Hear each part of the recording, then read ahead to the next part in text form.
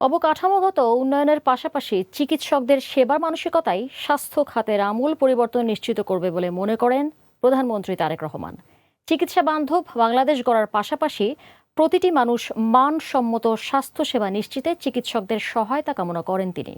বলেন, রাজনৈতিক সম্পৃক্ততা যেন পেশাগত দায়িত্ব পালনে বাধা সৃষ্টি না করে সে ব্যাপারে সতর্ক থাকতে হবে। আহসান হাবিবের রিপোর্ট। জাতীয় সংসদ ভবনের এলডি হল প্রাঙ্গণে ডক্টরস অ্যাসোসিয়েশন অব বাংলাদেশ ড্যাবের ৩৭তম প্রতিষ্ঠা বার্ষিকী উপলক্ষে আয়োজিত চিকিৎসক সমাবেশে যোগ দেন প্রধানমন্ত্রী তারেক রহমান। এ সময় তার সঙ্গে ছিলেন সহধর্মিণী ও জিয়াউর রহমান ফাউন্ডেশনের vice chairman doctor Zubaida Rahman. অনুষ্ঠানের শুরুতেই প্রধানমন্ত্রী ও ডক্টর জুবাইদা রহমান নিম ও অর্জুন গাছের চারা রোপণ করেন। পরে জাতীয় দলীয় পতাকা উত্তোলন এবং বেলুন ও পায়রা উড়িয়ে সমাবেশের উদ্বোধন করেন।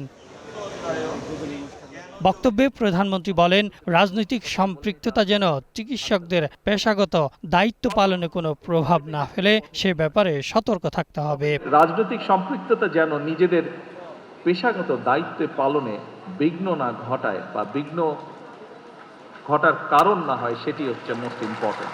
প্রথাগত রাজনীতির বাইরে এসে রাজনীতির গুণগত পরিবর্তন খুব সম্ভবত প্রত্যেকটি সেক্টরে সামগ্রিকভাবে সমগ্র বাংলাদেশে এখন সময়ের একটি কঠিন দাবি বা খুব স্ট্রং ডিমান্ড। এটা আমরা সকলেই সেটি অনুভব করতে পারি, বিশেষ করে 5ই আগস্টের পর থেকে। জ্বালানি ও বিদ্যুৎ খাতকে নিয়ে একটি মহল দেশে অস্থিতিশীল পরিস্থিতি তৈরির চেষ্টা করছে বলেও অভিযোগ করেন তিনি।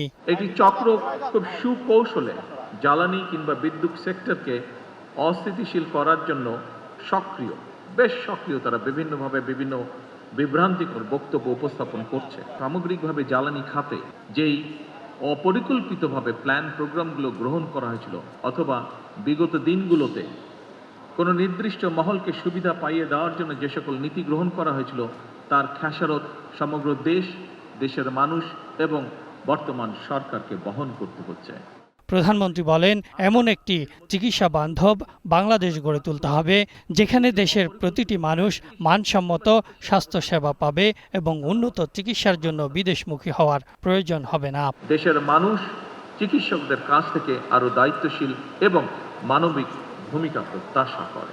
আমরা সকলে মিলে এমন একটি চিকিৎসা বান্ধব বাংলাদেশ গড়ে তুলি যেখানে দেশের প্রতিটি মানুষ মানসম্মত স্বাস্থ্যসেবা পাবে এবং উন্নত চিকিৎসার জন্য বিদেশমুখী হবে না আর, ইনশাআল্লাহ।